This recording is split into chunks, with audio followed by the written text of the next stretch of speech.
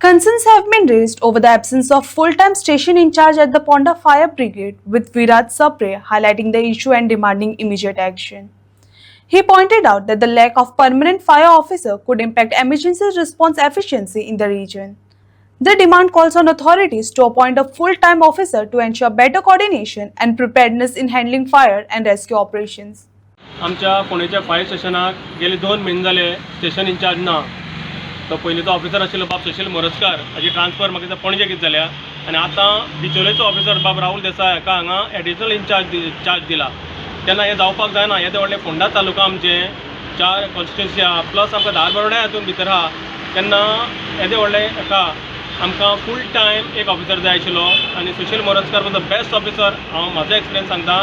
एका फोनार तो येतालो. हांवें अजून पर्यंत म्हाका दिसता फोंडा फायर स्टेशनाचो 101 डायल केलो म्हाका याद ना.